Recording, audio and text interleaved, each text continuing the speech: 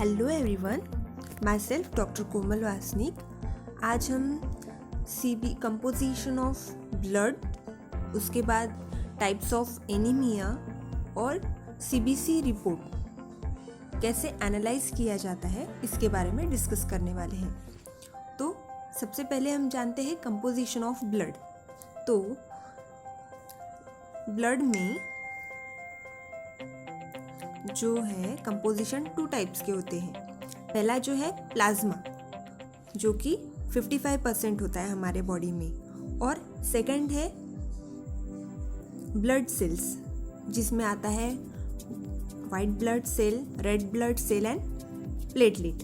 ऐसे 3 कंपोजिशन 45% होते हैं। अभी देखते हैं कि प्लाज्मा जो फर्स्ट कंपोजिशन ऑफ ब्लड में पहला जो प्लाज्मा है 55%, उसमें भी 3 पार्ट्स में डिवाइड होता है। तो 50 आउट ऑफ 55%, अगर हम इसको भी 3 पार्ट्स में डिवाइड करते हैं तो प्लाज्मा कंपोजिशन में फर्स्ट आता है वाटर, जो कि 91% होता है, और प्रोटीन होता है 7%, और अदर जो कंपोनेंट्स है वो 2% होते हैं। तो प्रोटीन्स में आउट ऑफ 7% इसमें भी बाइफरगेट करते हैं। तो अल्ब्यूमिन है 58%, ग्लोबुलिन है 38%, फाइब्रिनोजेन है 4%। उसके बाद में अदर सोल्यूट्स में 2% जो है उसमें आता है iron, nutrients, waste product, gases and regulatory substances.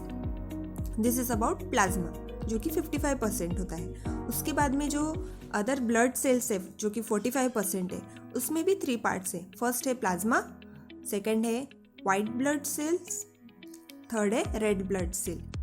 तो वाइट ब्लड सेल है, उसके भी टाइप्स होते हैं, सब टाइप्स है। उसमें आता है न्यूट्रोफिल्स, जो कि 60 to 70% रहता है, lymphocytes 20% to 25%, monocytes 3 to 8%, इसिनोफिल्स 2 to 4%, बेसनोफिल्स 0.5% to 1%। तो इस तरीके से कंपोजिशन ऑफ ब्लड होता है।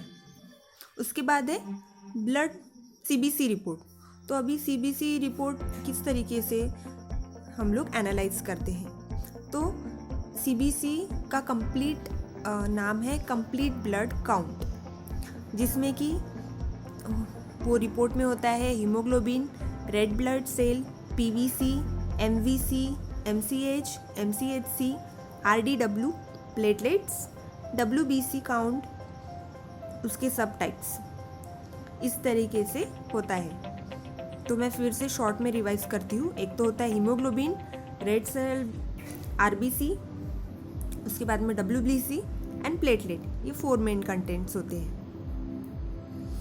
तो सबसे पहले जानते हैं हीमोग्लोबिन। तो हीमोग्लोबिन का मेन फंक्शन होता है कि जो भी ऑक्सीजन है वो हमारे लंग से लेकर तो पूरे बॉडी पार्ट्स में ऑक्सीजन सप्लाई करना। सेकंड है आरबीसी।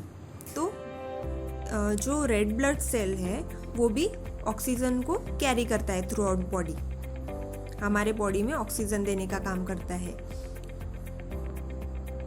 उसके बाद है पैक्ड सेल वॉल्यूम। तो इसी को ही हम हेमाटोक्रिट्स भी बोलते हैं। तो पीवीसी में ब्लड सेल्स जैसे कि डब्ल्यूबीसी, आरबीसी, प्लेटलेट, ये कंपोजिशन रहता है। तो जब भी हम ब्लड ट्रांसफ्यूजन करते हैं तो उस टाइम में हम पीवीसी, पैक्ड सेल वॉल्यूम ही देते हैं।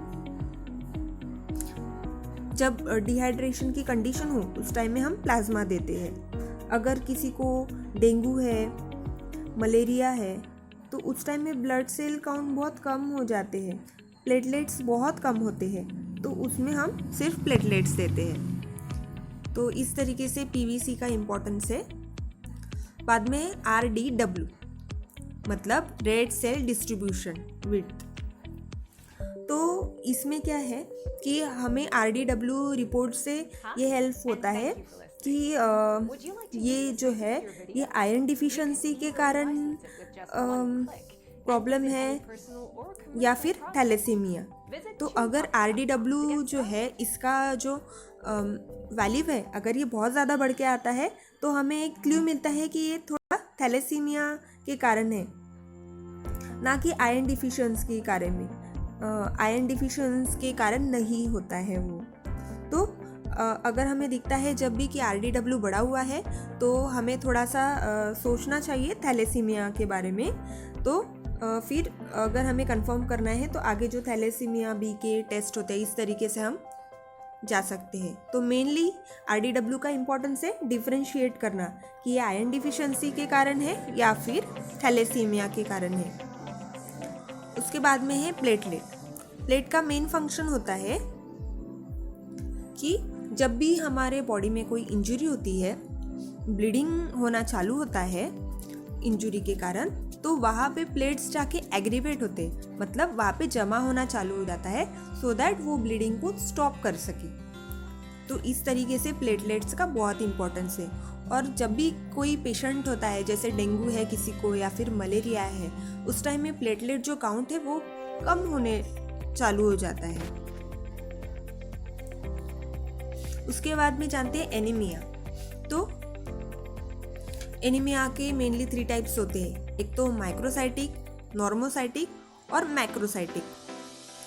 तो माइक्रोसाइटिक एनीमिया में क्या होता है, ये जो है ये मेनली ड्यू टू आयरन की डिफिशियंसी के कारण होता है। तो जब भी हमें रिपोर्ट में मिले कि माइक्रोसाइटिक एनीमिया है, MICROCYTIC माइक्रोसाइटिक एनीमिया है, तो उस टाइम में हमें आयरन सप्लीमेंट देना चाहिए।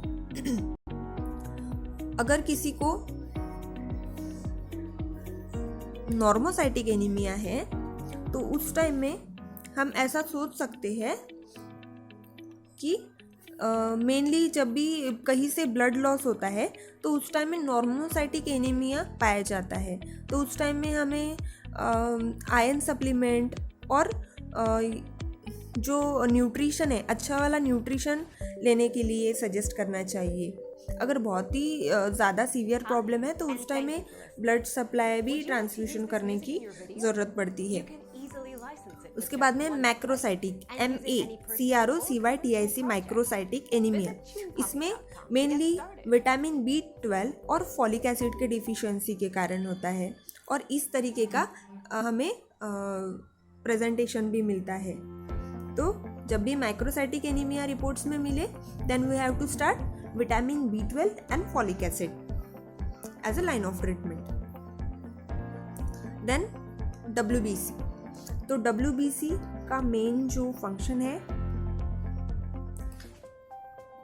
कि जब भी हमें WBC यानी कि वाइट ब्लड सेल, जब भी हमें WBC हमारे रिपोर्ट्स में बढ़े हुए नज़र आते हैं तो हमें ये समझना चाहिए कि इन्फेक्शन, जब भी इन्फेक्शन हमारे बॉडी में रहेगा उस टाइम में WBC सेल हमेशा बढ़े हुए दिखेंगे।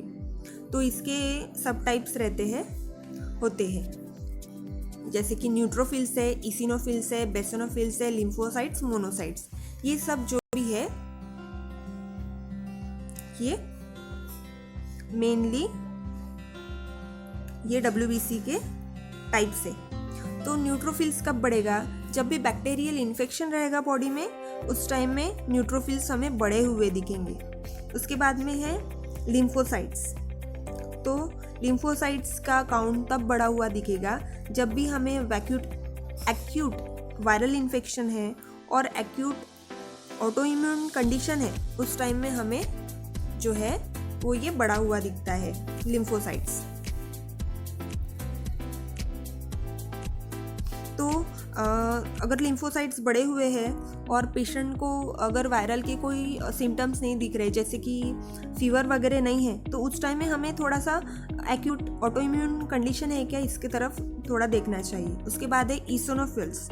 Whenever there is allergic condition जैसे कि अस्थमा है, तो इस तरीके से जब भी रहेगा तो ईसोनोफिल्स बढ़े हुए आएंगे। ईसोनोफिल्स एलर्जिक कंडीशन में बढ़े हुए आएंगे। अगर कोई एलर्जी नहीं दिख रही है तो फिर हमें इवेल्युएट करना चाहिए कि उन्हें कोई वर्म्स इन इंटेस्टाइन ऐसा प्रॉब्लम है क्या। इंटेस्टाइन में वर्म्स है क्या प्रेजेंट, तो इस तरीके से हम लोग उसके थोड़ा सा डिफरेंशिएट करके जा सकते हैं। उसके बाद में मोनोसाइट्स जो कि स्कैवेंजर जैसे काम करते हैं। जब भी हमारे बॉडी में बहुत ज़्यादा मतलब प्रॉब्लम रहेगा, इन्फेक्शन रहेगा, तो डेड टिश्यू तो स्कैवेंजर करके काम कर रहा है, मतलब जो डेड टिश्यू रहते हैं उसको खाने का काम करता है। तो जब भी रिकवरी हो जाएगी आफ्टर इन्फेक्शन 3 to 5 days, तो मोनोसाइट्स हमेशा बड़े हुए दिखेंगे। बाद में बेसोनोफिल्स, तो बेसोनोफिल्स जब भी एलर्जिक कंडीशन रहेगी तो वो बड़े हुए आएंगे। तो एक बार हम इसे फिर से मैं शॉर्ट में रिवाइज करती हूँ। न्यूट्रोफिल्स बैक्टीरियल इन्फेक्शन कंडीशन में बड़े हुए रहेंगे। लिम्फोसाइट्स एक्यूट वायरल इन्फेक्शन और एक्यूट ऑटो इम्यून कंडीशन में बड़े हुए रहेंगे। इसोनोफिल्स एलर्जिक कंडीशन और evaluate for worms in intestine. Monocytes dead tissue, मतलब जब भी बॉडी का इन्फेक्शन जब रिकवरी फेज में रहेगा उस टाइम में बड़े हुए दिखेंगे। और बेसोनोफिल्स एलर्जिक कंडीशन। Thank you.